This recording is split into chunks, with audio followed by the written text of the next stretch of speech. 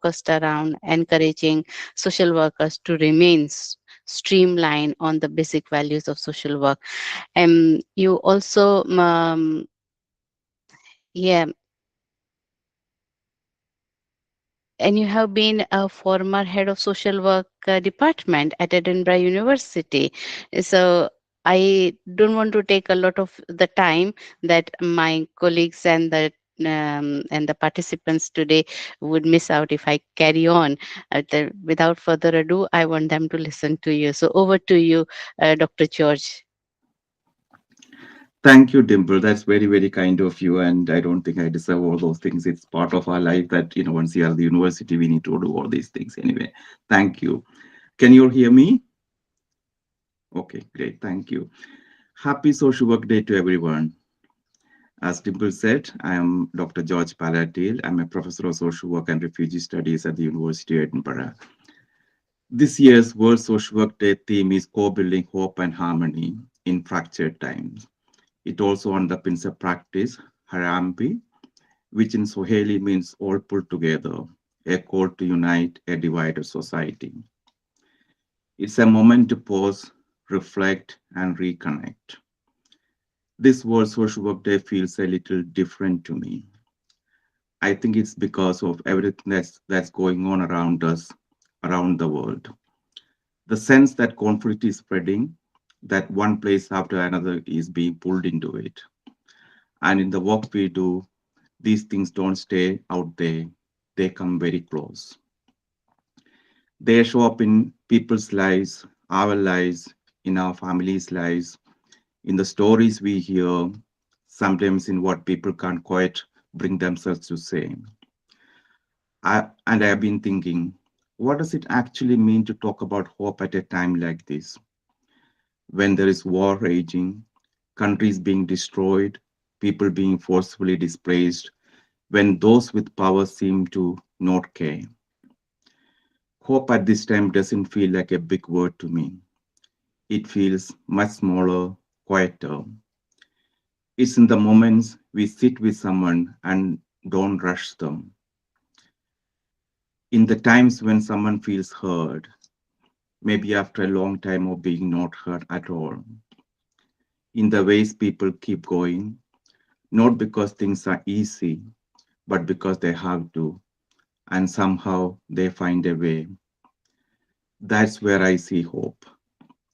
And I think as social workers, that's often where we are too. Not in the solutions, not always fixing things, but in staying, in listening, in being alongside people when things are uncertain or unresolved. We see the impact of systems that don't always work as they should. We sit with ethical tensions, with decisions that are not straightforward.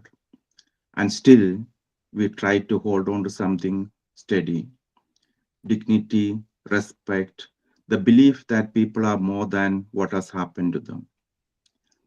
Harmony then doesn't really mean everything is calm or settled. It can't mean that, not just right now.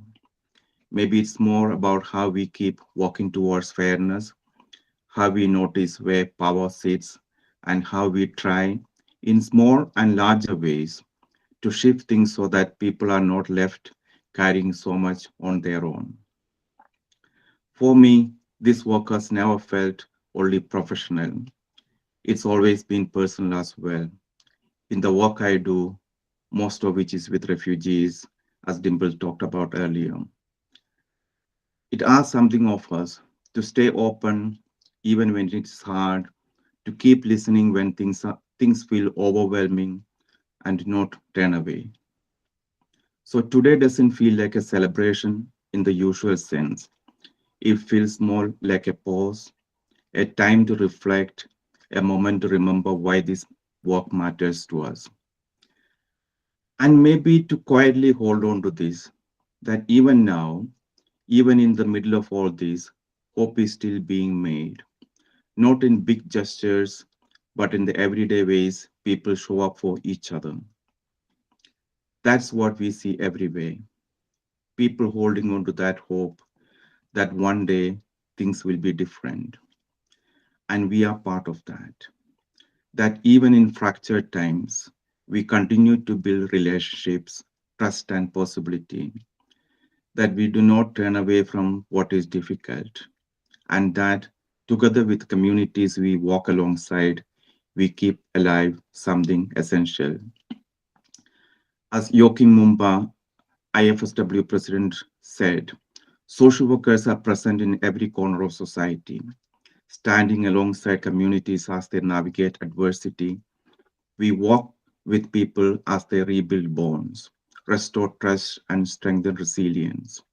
The call to co-build hope and harmony reminds us that no challenge is too great, and when we move forward together, this is the spirit of People's Charter for an eco-social world, an invitation to connect humanity through shared values, shared responsibility, and shared hope. It urges us to work collectively for a world where dignity, participation, sustainability, and peace form the foundation of our common future. And I do believe that hope is not given, it is co created, and that harmony, however fragile, is always worth working towards. And social work has a vital role in promoting hope and harmony in this increasingly divided world. Thank you.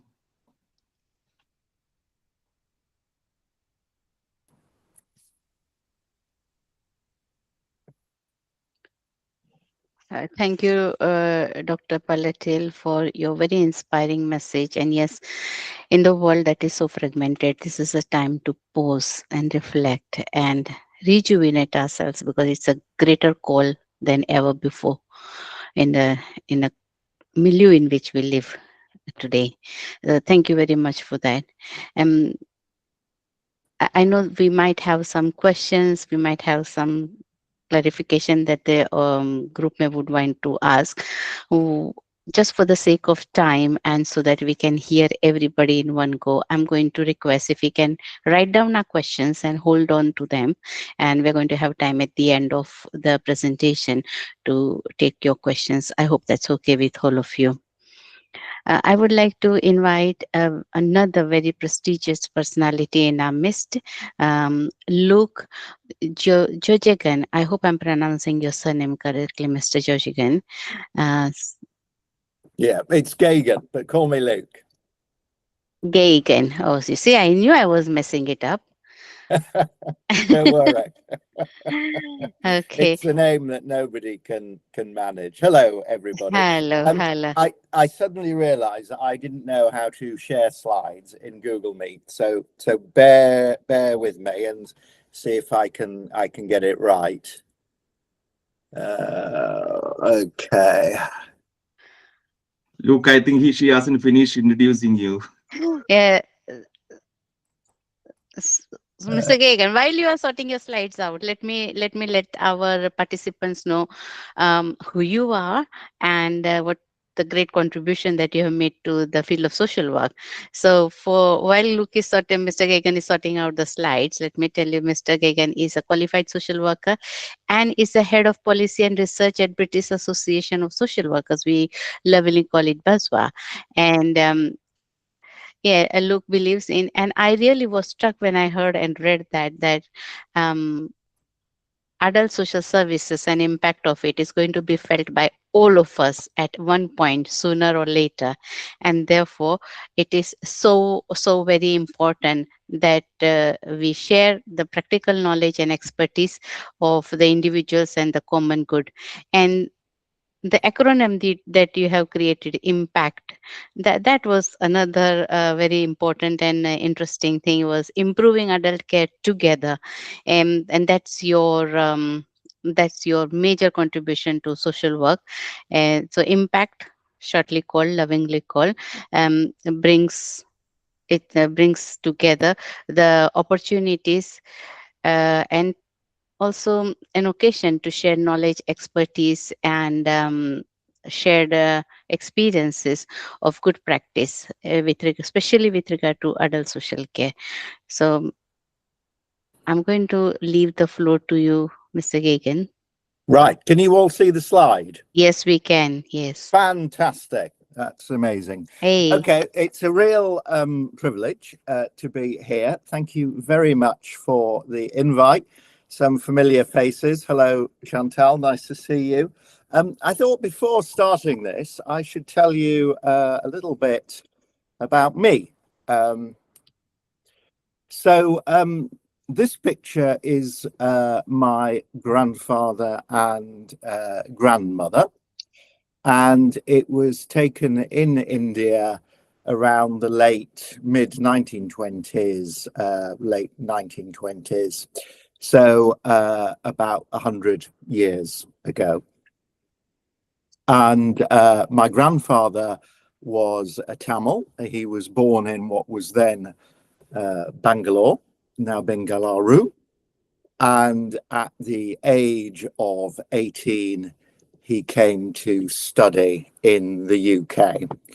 So what it was like for somebody from that background to come to the UK in the 1920s, the mind boggles, but that's what he did.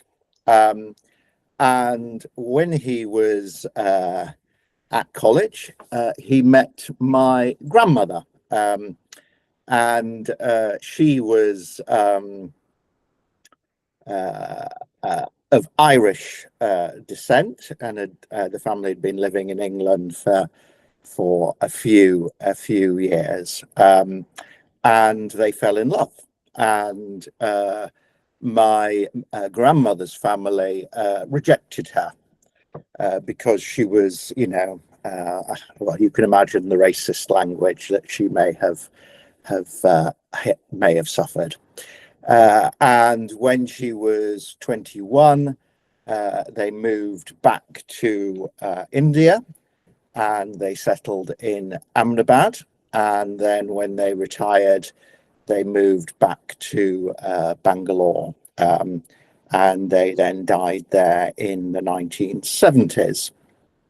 And the baby is my uncle Stephen. He was their first child, and Stephen and his siblings settled across the world. And at 18, my mum, who'd lived all her life in India, came to the UK to study, met my father, and they settled in the UK. And I still have family in India. So part of our family identity is we know a little bit about intercountry migration. We know a little bit about moving continents to work or study, and we know about some of the results of colonization. So this is both a personal thank you and an organizational thank you for the work that you all do in social work in the UK.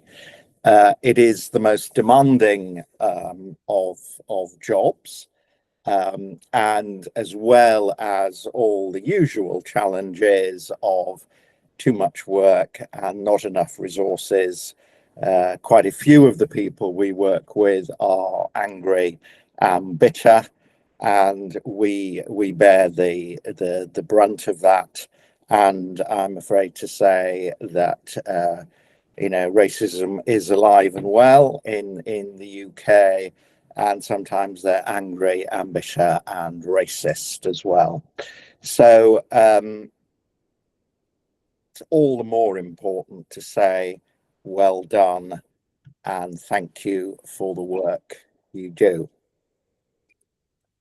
Okay, I think some of you are BASWA members, but what we're fundamentally about is about advice and representation, training and development, lobbying, reminding politicians of the importance of social work, and campaigning.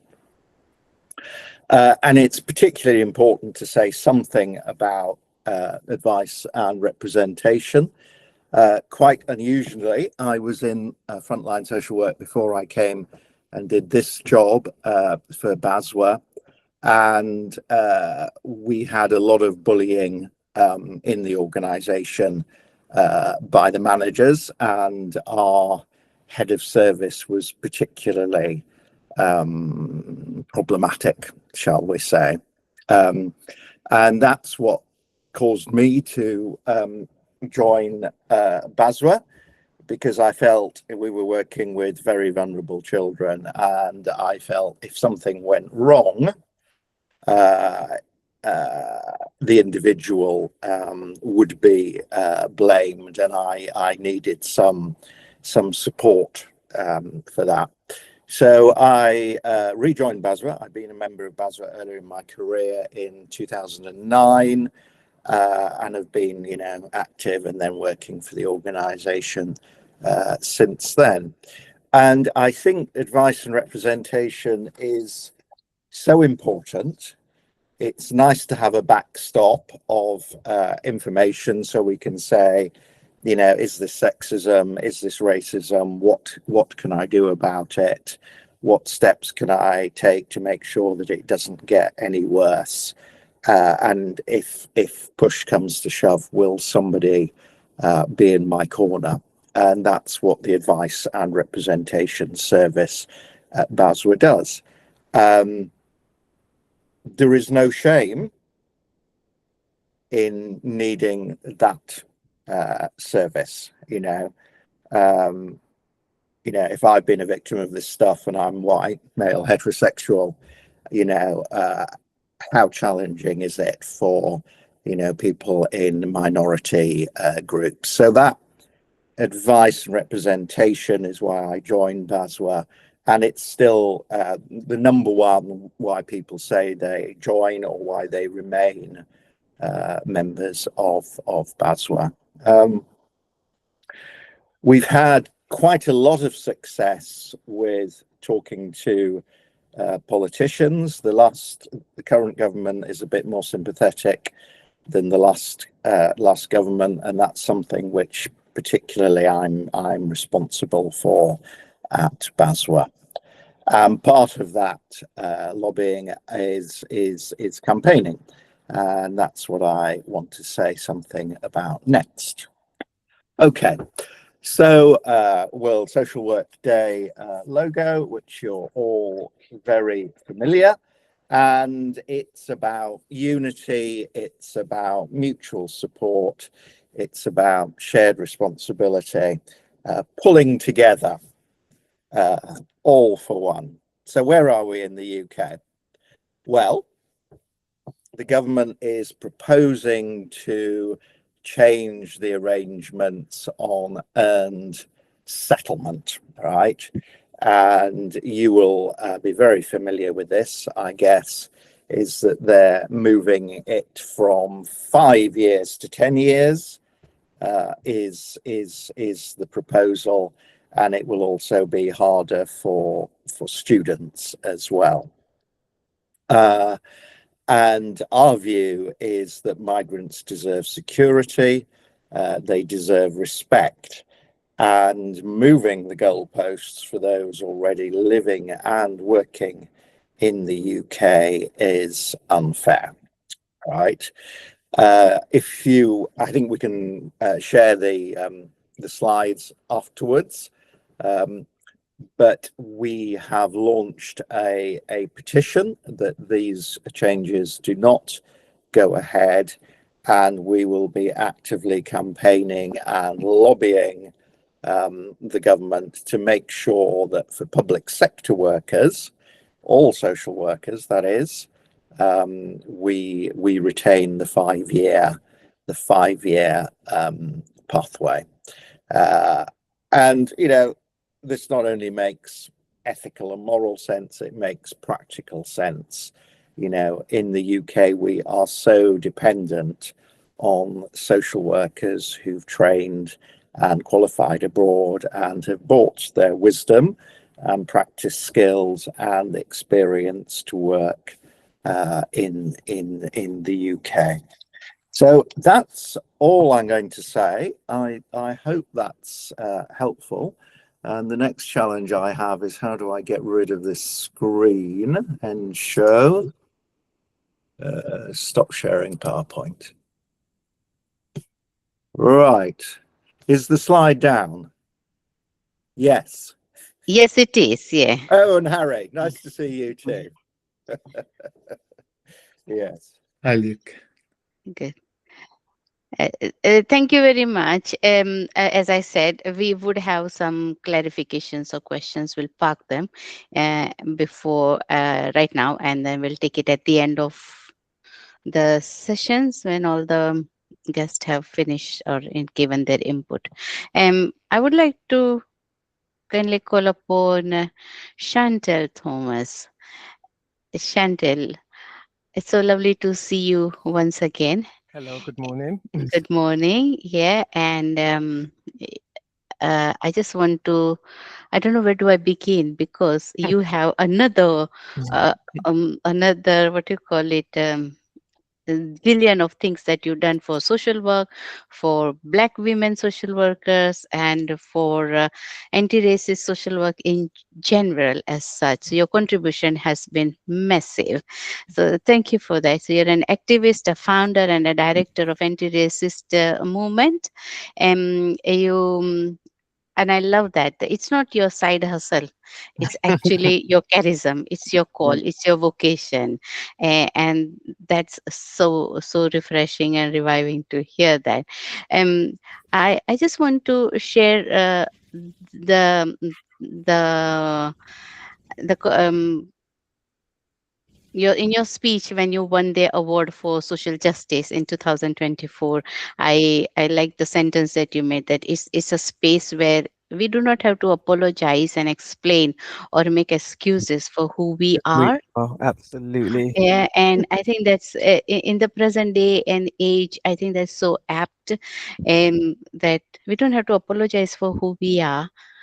And I think the in a world and the milieu in which we are, where multiculturalism is the way of imparting the basic values of social work, I think you are a kind of a beacon of light for all of us. So, and I'm sure the participants in this call are so ever eager to hear you.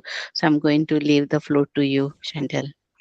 Oh, Dimple, thank you so much. Thank you very much, and thank you for inviting me here today. I think it's beautiful to celebrate the profession that we choose or we chose to to work within. Challenges, all the difficulties we have, there's something beautiful about when social workers come together. So yeah, that's a lot about what I do and why I stand here. So thank you, and for the beautiful words. I always feel grateful. And I say that because I know that I stand on the shoulders of some people who, great people who didn't have the opportunities that I have. And I just feel like it's incumbent upon me to be my authentic self. So that's where the kind of apologetic nature comes in that you were speaking to, Dimple. So yeah. So thank you. Okay, right. Chantel Thomas, you heard a bit about me. So I'm just going to just give you a bit of some reflections about what the theme of this year's social work, World Social Work Day, week, month. I think we should celebrate ourselves every day, not just throughout March. And quickly, just to say, happy World Social Work Day to everybody on the call and abroad, because I know this is going to be is being recorded to be shared elsewhere as well. So I hope everybody has done something really nice for themselves across this month or planning to do so. Okay, but I just want to say that every day as social workers, we step into spaces that feel divisive. Division is real, but so too is the possibility of hope. And today is about choosing that hope, and we're choosing that together. So I think that's really important, a way to start what I want to kind of just talk to today. As I mentioned, today we are here together to mark World Social Work Day. And to reflect on the theme. We probably heard the theme a million times over the past few weeks. Harambe, and as Professor George spoke too. Harambe, is a Swahili word, and it means, together. We're in this together. Co-building hope and harmony in a divided world. And I won't, go into all of that again. But you're right. That theme couldn't be more appropriate. Couldn't be more just for the time we're currently living in. Harambe is a very powerful concept, as we've heard. It calls to pull people together as a collective. Collectivity and togetherness is absolutely the foundations of what we do in the anti-racist movement, how we support each other, but also how we can build ourselves. I think it's important for people to understand that in ARM, yes, we are a collective of Black women for Black women, but also we're not about fighting, the systems outside of the wider space. Of course, a lot of us are working in those spaces, but it is also a lot about how we build ourselves, how we apologetically show up in spaces as our authentic selves in a way that we can speak truth to power. Because I think that's really, really, really important. In my day job, I work with students, so I lead a master's program and also the head of social work for the Tavistock and Portman. So I'm responsible for the discipline within a multidisciplinary workspace. So working really closely with therapists, systemic therapists, psychotherapists. So really looking at the kind of below the surface work, which again gets me to think about things from a slightly different angle. Luke, I work with BASWA as well, so I'm chair for BASWA England. Again, that's a very strategic role, which helps again for me to see social work from a kind of bird's eye view, and I believe that's a privilege for me to be able to do that. But also, I also can see where the challenges are, and where we need to be best placed, and why pulling together, why this theme, hope and harmony, why is it so important, not just for England as a nation, but for the wider UK, but also internationally as well. As I said, for me, this theme is not an abstract theme. It connects directly to my journey.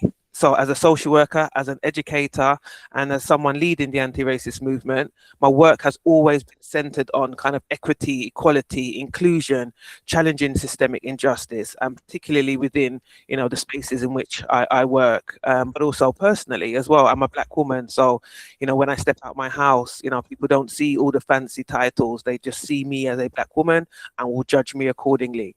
And as you could imagine, that's generally, within the negative, within the stereotypes that people think they know about Black women or Black people in general. My time at the Tavistock has also shaped how I understand systems and how the structures work together as well, which is really, really helpful. Because often you find when we're talking about racism or anti-racism, those that let's call them perpetrators, or who are not on the receiving end of racism, always want to individualize it, when what we know is it's much more of a systemic problem, and how do we address it from a systemic basis. It's deepened, so my time at the Tavistock has deepened my appreciation for reflective practice, really big on sitting down and thinking and reflecting through issues, thinking systemically, and for recognizing that the challenges we face, whether it's our colleagues, our students, our fellow professionals, are rarely about individuals alone, and they're much more about system structures and history. I'm embarking on a PhD at the University of Sussex, and I'm really looking at autoethnography as my methodology. So really rewriting my story, or writing my story, I should say, but writing it from my perspective. And that has really led me to go back to the history. So I'm looking at Black women in leadership positions and how we navigate these spaces, but really looking at it from a personal perspective, but putting it within the context. So history is really, really important to that as well. So when I hear Harambe, I hear a call not just to work together, but to work differently. We have to work more consciously, really be intentional about what we do, and also be a bit more courageous. So really stepping outside the box and challenging and champion in spaces that sometimes we can feel like our voice is the only voice there as well. We are working in a context that is undeniably divided. We've heard about that already. We see inequalities, whether it's race, whether it's class, whether it's access to resources. We see disparities in outcomes for Black students and and those from other minoritized backgrounds. Excuse me. We see the systems under structure and the structural pressures. We see the pressures in our communities, and we carry the weight of that pressure as social workers because we are working directly, with these families, with these children, with the adults who need us to advocate for them. And as social workers, we often are positioned at the intersection of these challenges. As I mentioned, we see this impact close up, whether it's on the individuals, whether it's on the communities. And this truth can be really heavy for us. It makes the work even more pressurized.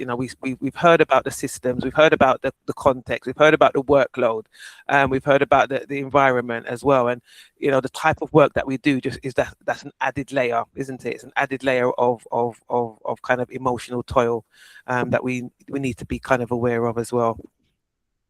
But this is exactly why the theme of hope and harmony matters, not as something soft or idealistic, but as something that is intentional and is very, very necessary.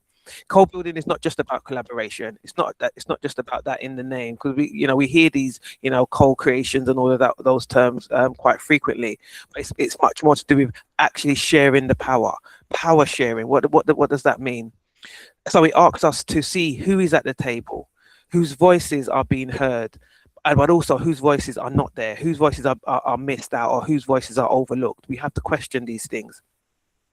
In my work, whether it's academia, practice, through my work with BASWA, my work through ARM, I've seen the importance of creating spaces where people are able to think and feel about what's going on for them, but also to challenge and to lead as well. I'm really big on, social work as a leadership profession and how we can speak to that in a way that is authentic to who we are.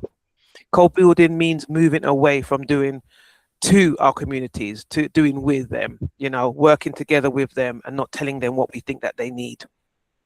It's also about acknowledging our differences, not avoiding them. Harmony is not about sameness. It's not about doing everything the same for everybody else. It's about learning how we sit with these complexities, how we navigate the tensions, but also how we remain committed to justice, even when it feels uncomfortable. Social work is about social justice. That is the foundation of who we are as social workers. I think often we can forget that within the structures and within the systemic issues that we face and within the pressures, that we have as well. Social work have a crucial role, as I mentioned, not just as practitioners.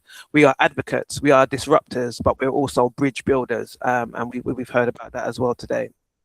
Every day, in both small and significant ways, we can hold space for people's experiences. So this is a kind of, for people to think about this.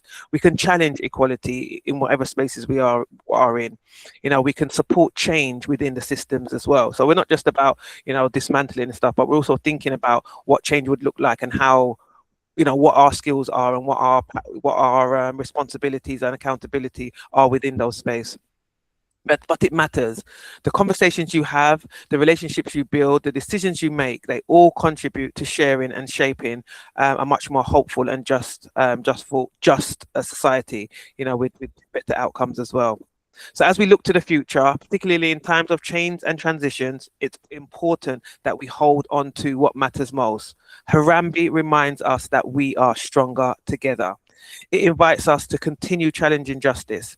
It invites us to center equity and inclusion. It invites us to continue creating the space to reflect, to grow, and to lead in a way that's authentic to who we are. But most important, it supports one another in the process. That's the most important thing we need to do.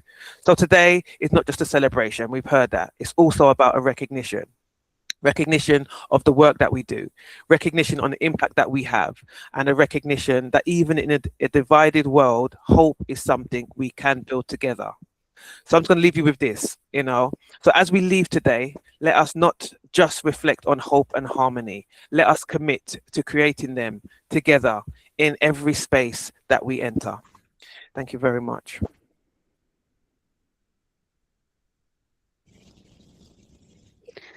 Thank you, Chantel. I could just feel and hear and kind of come along, and I could just hear in the background that change the narratives, transform, disrupt where it is required, as long as it is for the sake of justice and for the underprivileged. So thank you very much for the Chantel. I'm now going to call upon any questions for Chantel. Please either put them in the chat or please hold on to them. Chantel is going to be with us at the end of this program as well to respond to them. Thank you. I'm going to now invite, and again, I must apologize if I'm mispronouncing this name, Mr. He Chow.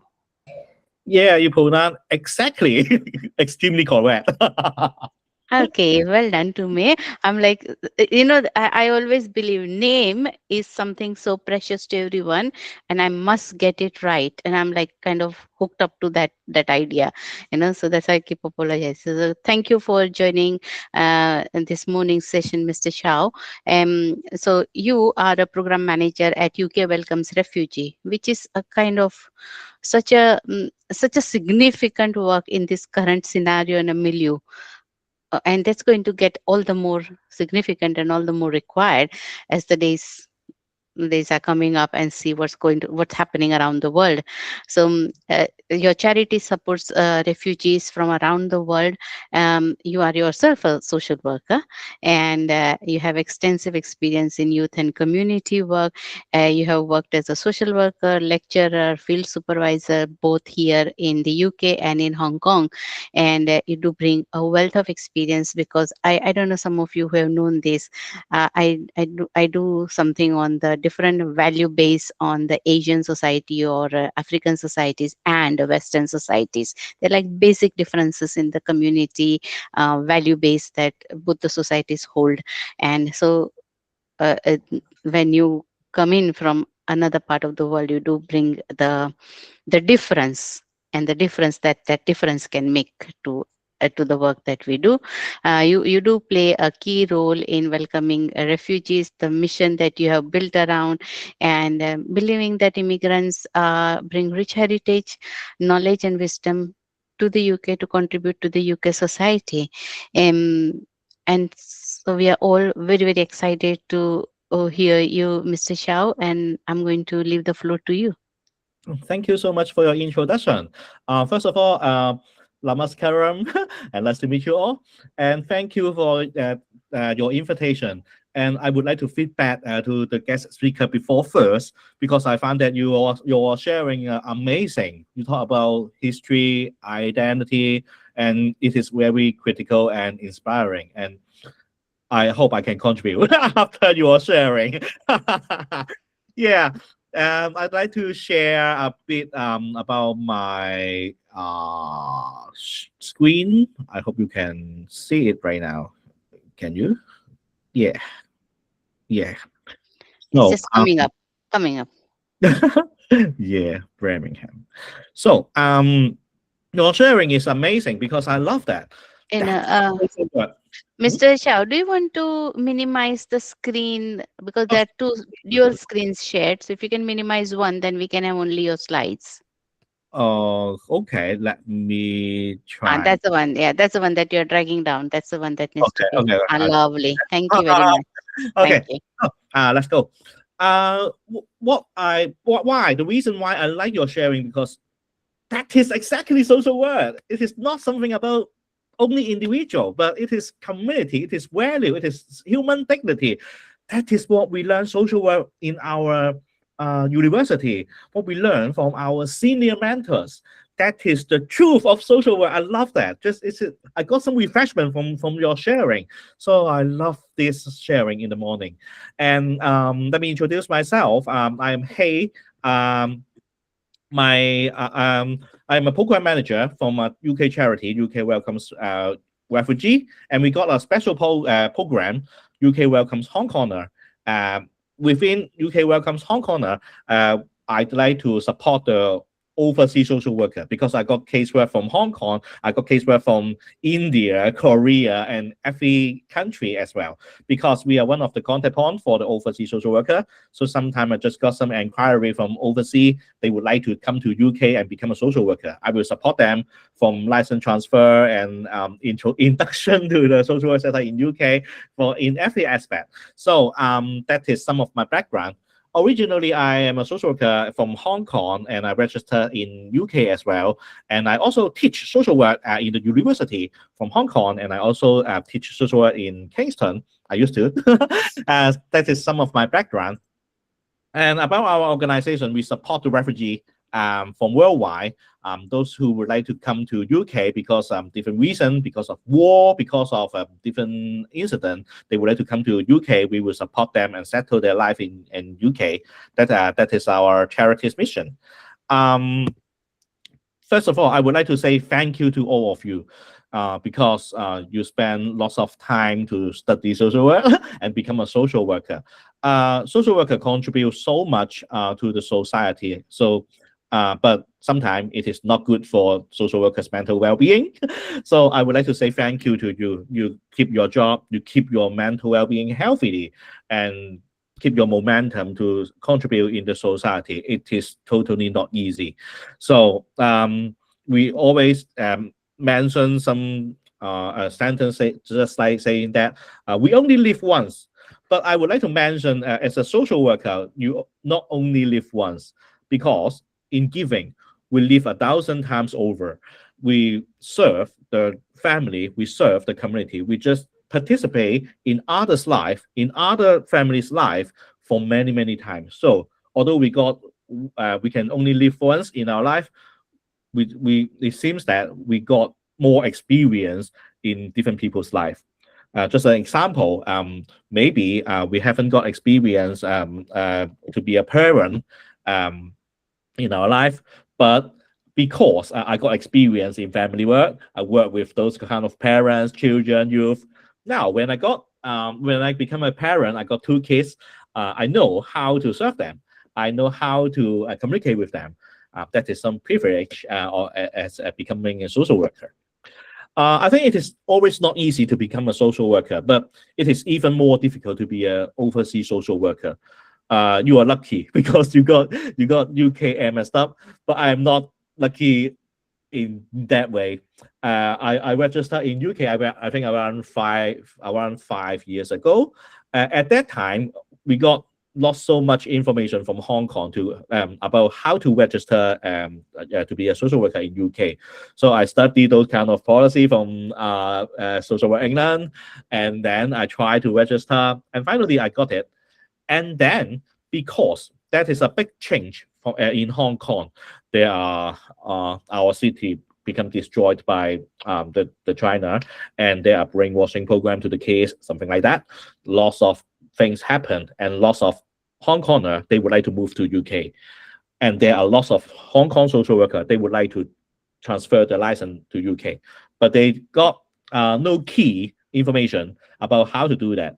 So they come to ask me because I am one of the teacher in Hong Kong, and then I try to support my student, my friends to transfer their license, but there are so many inquiries.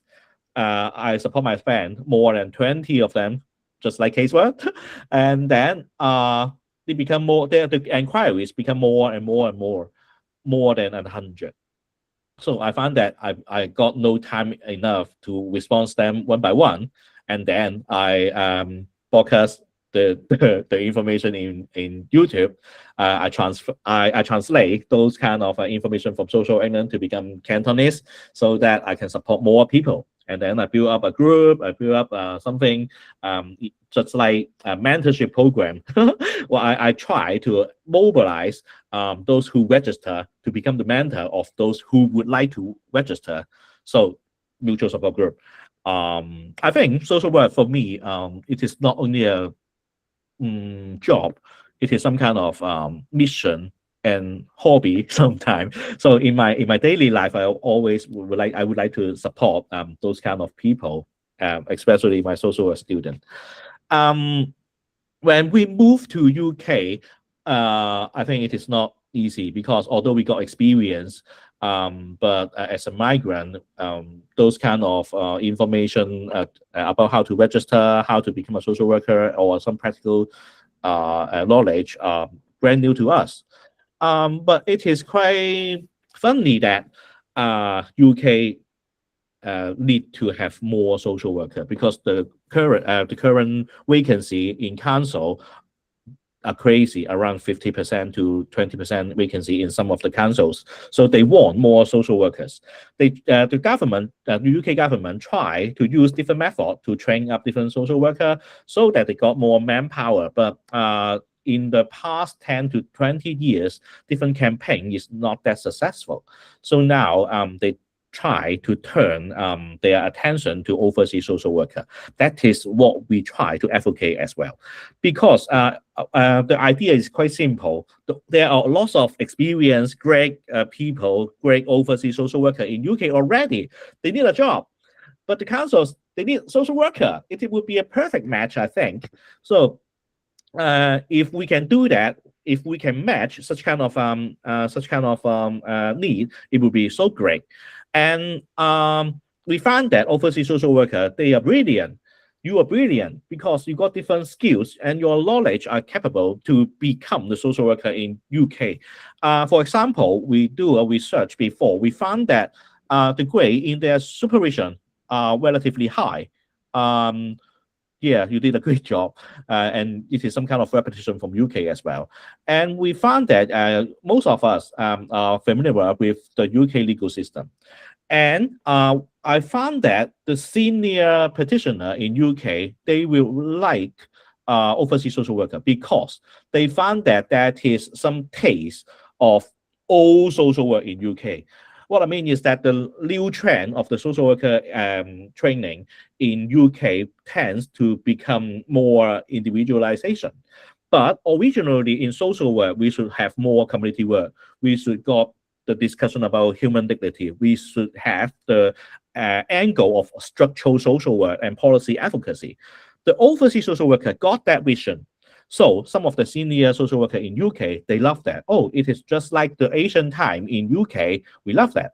But I hope such kind of things would be our advantage. It is some kind of knowledge and vision we can bring to UK social work sector because diversity is always the resources. You are amazing. Because when you arrive UK, it will be very difficult to transform and transfer your license. There are time limit because you need to finish the license transfer. Otherwise, you will be dropped to the sector of update skills and knowledge. You need to have a formal study. You need to finish your placement. But how can we find a opportunity to finish our placement in UK? Those kind of information, lab work, and opportunity are some kind of alien word for the migrant social worker. So we need support. And luckily, you got your lab work, but not all the country and not all the community got such kind of lab work. And I know your cohesion are really good, that you got different mentoring scheme, you got different sharing in your community, and that is amazing. I try to have a research with Durham University about overseas social worker. We found that there are lots of barrier to overseas social worker to finish their registration. So we also got some different suggestions. I got a pilot project for the Hong Kong social worker. We want to study the need of the social worker in UK. So thank you, Boswell, because they also got a special interest group for overseas social worker. I hope in the future we can build up a more collective power so that for our policy advocacy, the power will be better. I don't know whether you know or not, Boswell also conduct a transnational program to support the overseas qualified social worker, to support them to have a better induction about the social work sector in UK, so that with this kind of self-study program, you will be able to know more about the social work sector in UK more, and then you can go to the job force in UK. It is great because I think it is one of the best program. In fact, I hope it can be recognized by the social work England in the future. That would be great for our community. And in my word, just like a one-man band, we try to have casework for the license transfer for different migrant social worker. We do research. We try to support the program for overseas social worker in Boswell. We try to build up a supervisor network so that people can finish their updating skills and knowledge when they need it. And we need to gather more collective idea and power in the future, I think. So I hope I can connect to all of you so that we can discuss about in different community from different nation, what's the need of the overseas social worker and what is the strength as well, so that we can gather some need and resources together. The theme of today's seminar is co-building hope and harmony. I like the word co-building because it is always good to build together rather than building on oneself.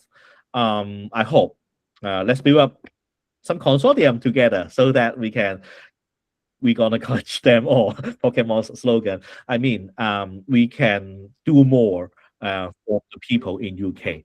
So that is my sharing. I hope we can connect together. I will leave my email address in the chat box. You are welcome to contact me. Thank you. Thank you, Mr. Chow. And yes, connecting together, that's the way to go. Thank you. Any questions for, am I audible to all of you? Yeah, thank you. Any questions for Mr. Chow, please either put them in the chat or hold on to them. And I'm now going to invite our very talented and very well known in the Nepali community, Mr. Hari Bhandari.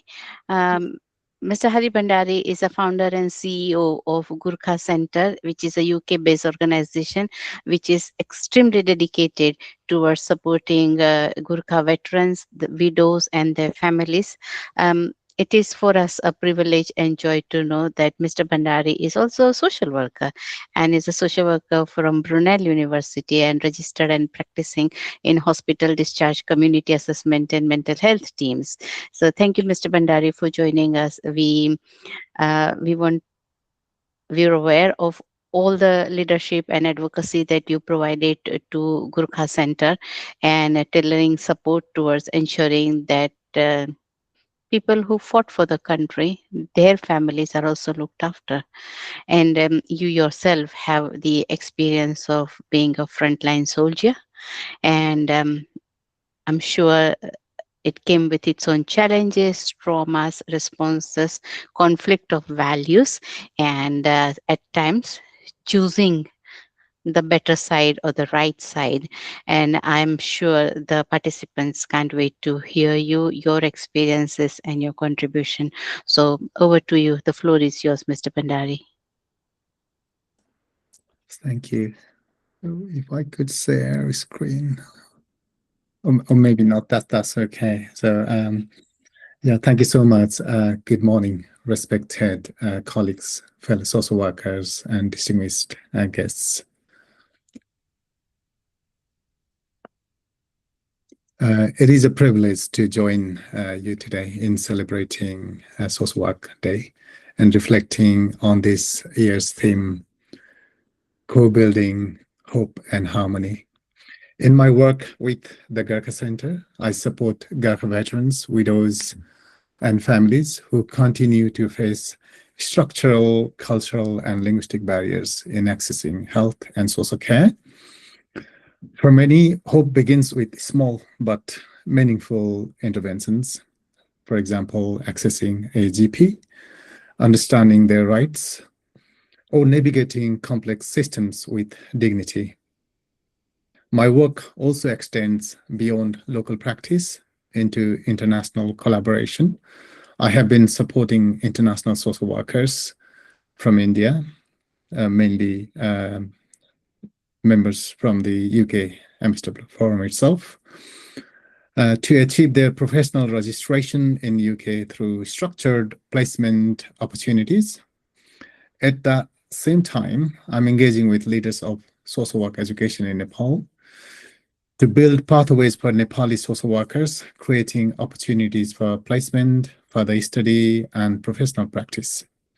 This is part of a wider commitment to knowledge exchange, workforce development, and global solidarity within social work. However, our role also remains firmly rooted in social justice, as we heard from previous speakers. I have recently launched the Gurkha Justice Campaign, Immigration and Welfare Campaign, in response to ongoing challenges faced by Gurkha veterans and their families. While their service has long been recognized, many continue to live with the consequences of historic injustice. Policies once framed as a debt of gratitude have in practice created a new layers of inequality and hardship, particularly within immigration and welfare systems. Co-building hope and harmony, therefore, requires more than service delivery. It demands advocacy, partnership, and courage to challenge systemic injustice. It calls on us to center lived experiences, amplify marginalized voices, and work collaboratively across communities and borders. As social workers, we are not only practitioners, we are bridge builders, as we heard, advocates, and agents of change. Let us continue to stand together to create a more just, inclusive, and compassionate society. Thank you.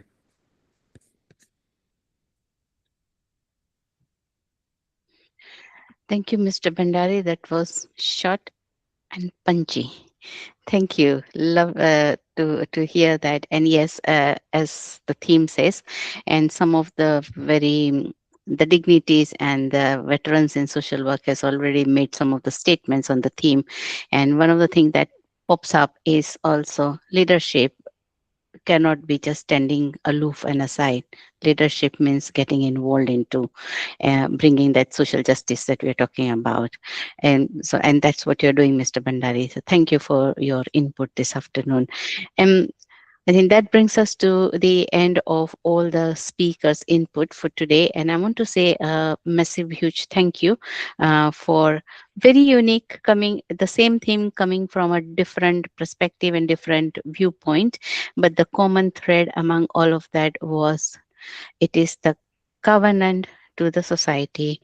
And in order to be inclusive, we might have to dismantle what causes oppression and injustice.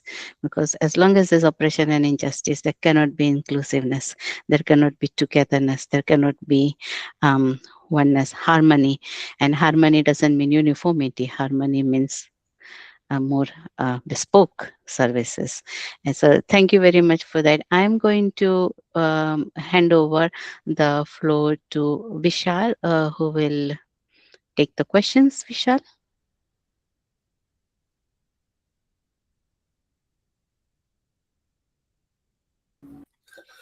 Hi everyone. Thank you, Dimple. Uh, Apologies.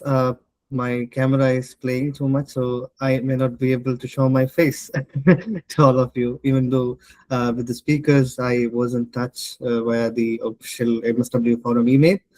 Um, so now the forum is open for discussion. So as we know, all the participants in this meeting are working in one or the other sectors of social work, either in the UK or different part of the world. I know that there are social workers from Canada and Australia who are also attending this session, and also from India and Nepal. So now the floor is open for you to share your perspectives, your experiences, your reflections on social work practice, learning, skills, and uh, so please, it's open for all of you. So please, you can share your thoughts.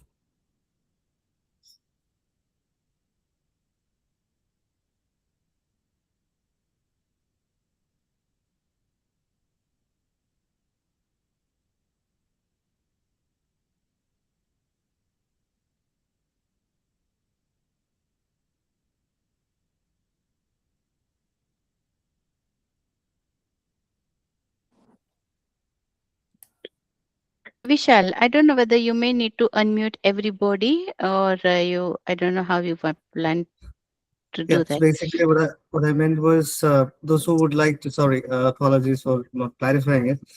Those who would like to share your perspective, please raise your hand. So one by one we can go ahead with sharing your perspective. Yeah. Yeah, I think I Dr. can. George, you have already you're already there. Please go ahead. Yeah, thank you. Yeah, thank you, Vishal. Since nobody was saying anything, I thought I'll kickstart the conversation. And I think in the context of the World Social Work Day theme, I'm so delighted to see us coming together. Many years ago, when I came to this country, there was no such thing as MSW forum or any kind of diasporic or overseas qualified social